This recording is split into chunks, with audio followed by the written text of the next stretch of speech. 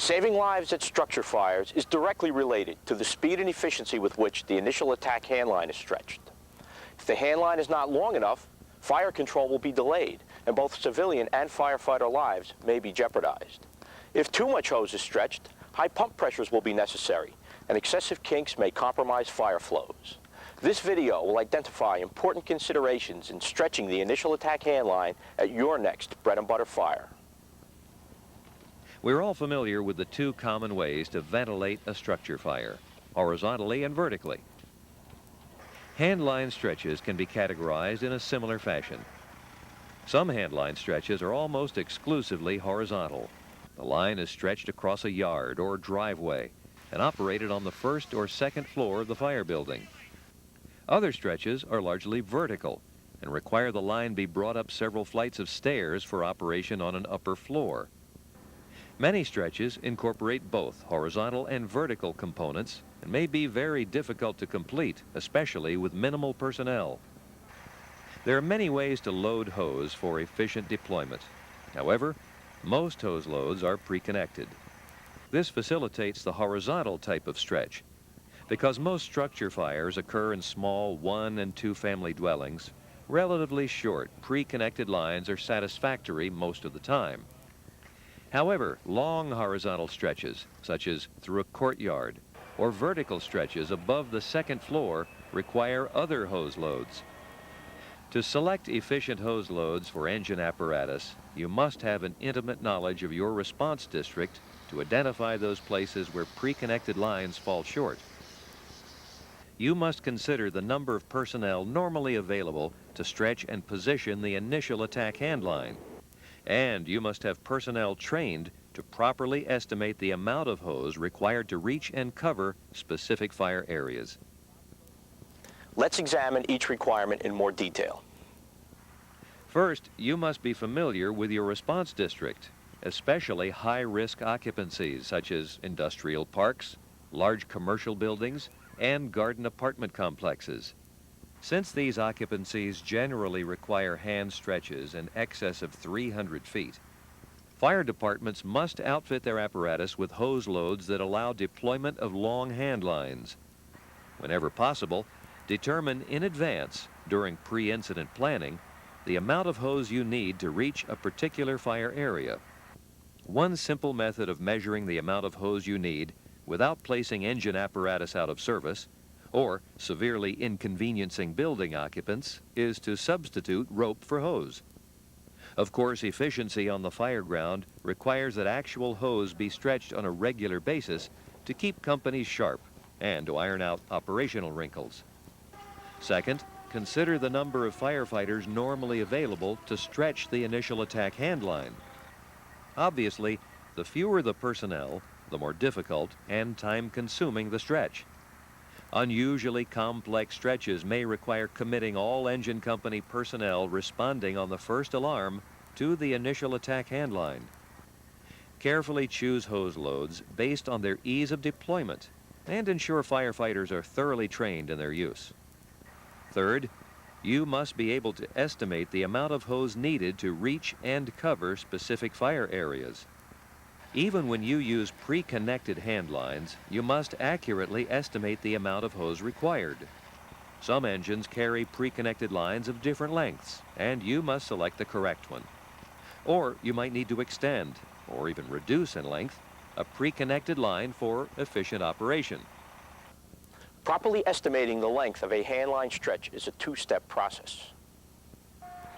The first step is to determine how much hose is needed between the engine apparatus and the fire building entrance.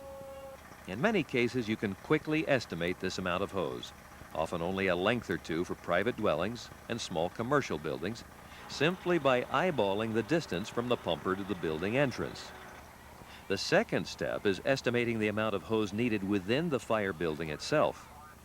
Carefully pre-plan all unique buildings and building complexes in your jurisdiction, such as garden apartments, townhouse communities, warehouses, large commercial occupancies, schools, and industrial facilities, to identify locations where long stretches are needed. But for many buildings, especially residential ones, you can use several basic formulas to determine accurate hose estimates. These formulas are based on the approximate size of the building and its stair configuration. For most private dwellings, 1 to 3 lengths of hose, 50 to 150 feet, should be sufficient to cover the building. 1 length will cover a small ranch, Cape Cod, or bungalow. 2 lengths may be needed for a large ranch, split level, or colonial. A 3rd length should be available for fires in large Queen Anne's or Victorians and some of the new suburban homes, which may be up to 5,000 square feet. Remember to stretch enough hose to cover the entire dwelling. In the event, you must reposition the line to cut off a fast-spreading fire. For small multiple dwellings, the fire floor is the key. A multiple dwelling may be considered small when its frontage is 35 feet or less and its depth does not exceed 85 feet. To ensure an accurate hose estimate, you must know and verify through a proper size-up the fire's location before stretching a line. This will avoid stretching the line to the wrong floor or stretching an insufficient amount of hose. Small multiple dwellings tend to have narrow U-return stairs and small landings. Because the stairway is often a short distance from the entrance door and it requires somewhat less than 1 full length of hose to reach from floor to floor, the fire floor formula works very effectively. Let's illustrate the formula's application with an example. An engine company arrives first due at a fire on the 4th floor of a 5-story multiple dwelling that is 25 feet wide and 85 feet deep. Since the fire is on the 4th floor and the fire building fits the criteria for a small multiple dwelling, 4 lengths of hose are needed within the building itself to reach the rearmost room in the fire apartment. The 1st length between the entrance door and the 2nd floor. The 2nd length between the 2nd and 3rd floors. The 3rd length between the 3rd and 4th floors. And the 4th length to advance through the fire apartment with some extra to spare. For large multiple dwellings, those with frontages of between 36 and 100 feet and depths of 100 feet or so, modify the basic formula for a more generous hose estimate and to avoid stretching short. These buildings may incorporate 2 to 4 separate stairways. The stairs may be U-return or straight run. Hallways may be long and apartments and floor landings very large. To compensate for these features, the hose estimate formula uses the fire floor plus 1 length. An additional length may be needed in the event the entrance door to the building is a significant distance from the base of the stairs. In another example, the first due engine company at a 5th floor fire in a large apartment house elects to stretch 7 lengths of hose. 5 lengths are needed from the base of the stairs to the 5th floor. This includes a built-in safety factor due to straight-run stairs and large landings. The 6th length is for the fire floor's long hallways and large apartments. The 7th length is for the vast sunken lobby between the entrance door and the base of the stairs. Remember, estimating a handline stretch is not an exact science.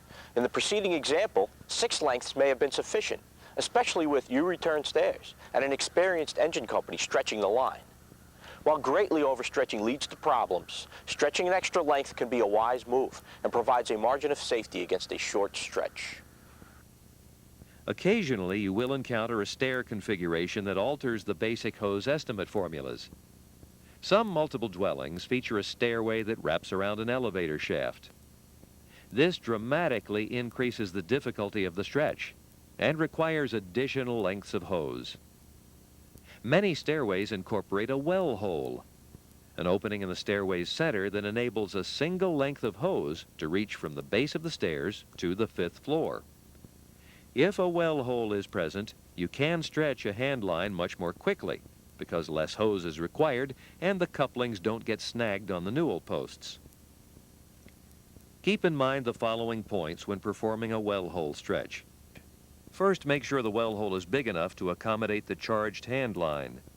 Otherwise, the line may become wedged, halting the advance. Second, make sure you have at least 1 full length of hose at the top for advancing into the fire area. Third, Always ensure that the line is secured to the stair railing at the fire floor with a hose strap before charging it. Otherwise, the weight of the water will pull the line out of the firefighter's hands and off the fire floor and deposit it into the lobby. Some small commercial and mixed commercial residential buildings, including many auto repair garages and fast food restaurants, also lend themselves to rapid and accurate hose estimates. Most Main Street stores and similar occupancies in this category are usually no more than 50 feet wide and 100 feet deep, and 2 lengths of hose may be sufficient to cover the building. A third length will account for the interior store configuration and the need to make several bends and turns. For a cellar fire, add 1 or 2 additional lengths, depending on where the cellar entrance is. There are several pitfalls to avoid when stretching hose. The first pitfall involves a poorly trained nozzle man who grabs the nozzle and runs toward the fire building. If he takes only the nozzle and not at least 50 feet of hose with it, he has failed in his mission. The nozzle man is responsible for the nozzle and the working length, which is the hose needed to advance into the fire area. Another pitfall is removing the hand line using the pull and pile method. Pulling the hose off and making a big pile inevitably will lead to delays in stretching and will increase the potential for kinks once the line is charged. Another pitfall is charging a pre-connected hand line with hose still remaining in the hose bed. This situation is not just embarrassing, it is potentially dangerous. It is imperative that one member of the engine company, often the pump operator, check to make sure the entire hand line is cleared from the hose bed. Sometimes a long hand stretch is required.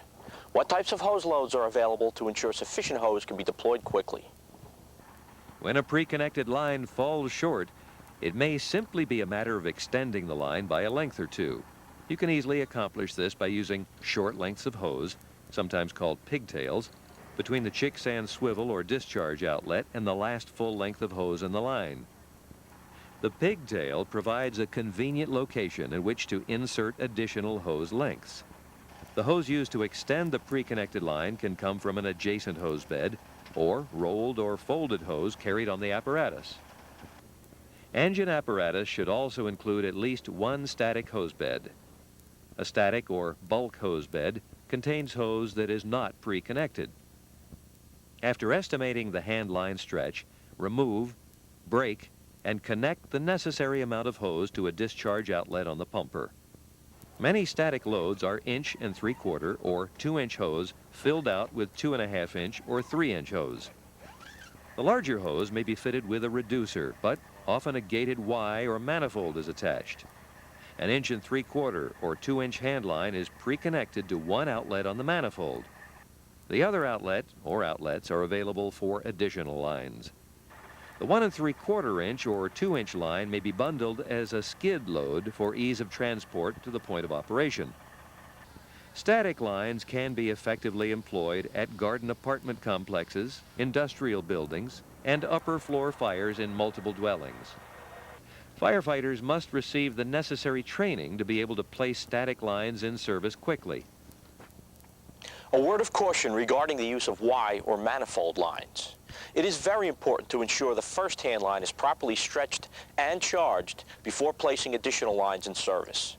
Otherwise, the fire situation may grow out of hand, and even multiple hand lines will not be able to effect control. Another effective means of stretching a hand line is to use a utility rope. You can deploy the rope from a window or fire escape balcony, tie off the hose, and haul it up the outside of the building. This reduces the amount of hose needed and permits lower pump discharge pressures. One simple way to carry and deploy a utility rope is to utilize a 1 or 1.5 gallon plastic bleach bottle with the top portion cut away. 75 feet of 3/8-inch nylon rope with a snap hook on each end is placed in the bottle, with one end attached to the handle. Check for obstructions such as open casement windows, clotheslines, and air conditioners, which can interfere with the rope. Deploy the rope by detaching the snap hook from the handle, holding on tight, and dropping the bottle to the ground. Once the bottle is on the ground, attach the nozzle to the rope using a clove hitch and binder, the snap hook, or a simple hitch, depending on which is more convenient at the time. Then you can haul the nozzle and hose up the side of the building and secure the hose to a substantial object using the rope. While in most cases the use of a utility rope is reserved for the second or third line, some buildings have features that make a conventional stretch using the stairs almost impossible, such as a building with stairs that wrap around an elevator shaft. Especially when staffing levels are light, a properly performed rope stretch can save considerable time and energy. While stretching the first handline via the outside of the building appears to violate the principle of protecting the integrity of the interior stairs, it really doesn't. The key is to bring the handline inside the building 1 or 2 floors below the fire and then stretch to the fire area using the stairs. If you're stretching via a fire escape, you can substitute a 6 or 8 foot pike pole for the utility rope. After firefighters take positions on each fire escape balcony between the ground and the floor below the fire, the nozzle is attached to the hook end of the tool, which is passed inverted from one firefighter to the next. You can use a small length of rope or a hose strap to lash the nozzle to the hook for extra security. Occasionally, you must stretch hand lines over portable or aerial ladders. Once you've stretched the line, however, remove the hose from the ladder. If you need this ladder to save a life, maybe a firefighter's life, hose in the bed or secured to the rungs will delay or interfere with the rescue. Once you have stretched sufficient line, simply let it hang down the side of the building and secure it to a substantial object with a hose strap or rope. Despite its apparent simplicity, the task of stretching a handline is complex and requires planning, training, and deliberate action. It is very important to practice the routine and the not-so-routine stretches to ensure fireground proficiency in your bread-and-butter operations.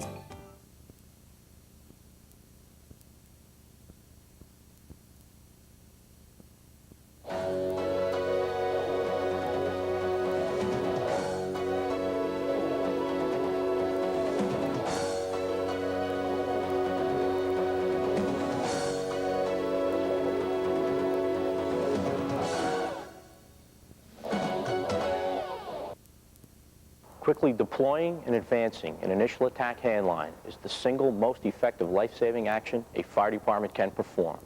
Once fire spread and smoke generation have been checked by the prompt application of water, all remaining fireground operations become safer and more routine.